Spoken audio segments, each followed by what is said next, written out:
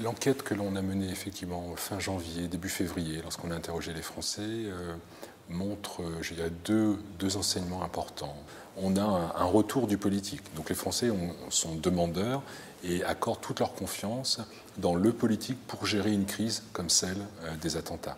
Mais dans le même temps, on pourrait parler d'une forme de...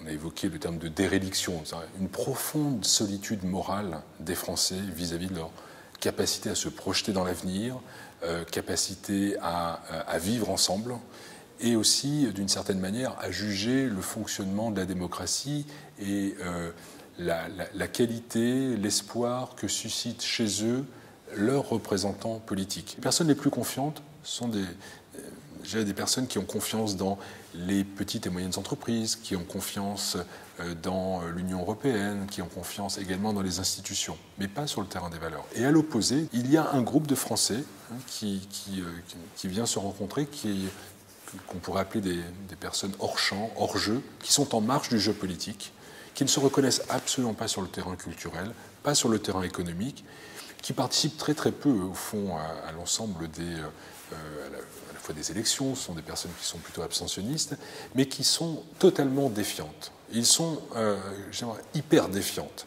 Ils ne croient ni à la capacité du système politique et de leurs représentants d'incarner un changement qui pourrait avoir des effets sur eux-mêmes, ni même une confiance, personnelle vis-à-vis de leur voisinage, de leur famille.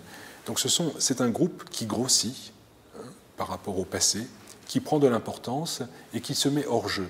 Et en se mettant hors jeu, on voit bien ici les tentations pour chacun des représentants politiques, droite et gauche, extrême droite, d'essayer d'attirer ces personnes, suscitant même des stratégies électorales très complexes. Et c'est actuellement le cas, prenons l'exemple de l'UMP, qui essaye, malgré tout, avec des stratégies pas toujours claires, d'essayer de ramener un peu dans le giron électoral ces personnes. Et même chose pour la gauche, avec une vraie division, parce que ces personnes ne sont pas dominées par un sentiment économique fort, partageant les réformes actuelles de la gauche, mais ne se reconnaissent pas non plus dans les propositions culturelles de la droite. Donc on a ce dilemme et qui prend la forme d'un vrai paradoxe sur le terrain électoral.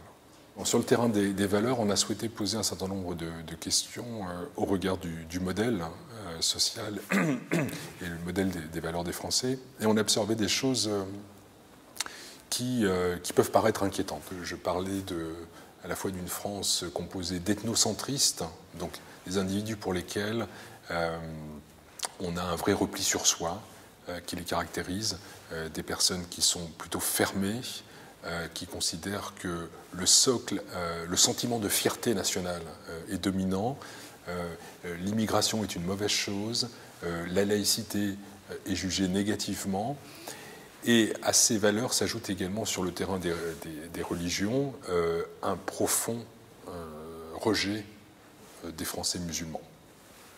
Et cela va aussi de pair, quand je dis un durcissement des valeurs, avec des notions d'autorité, voire même d'autoritarisme qui s'installent.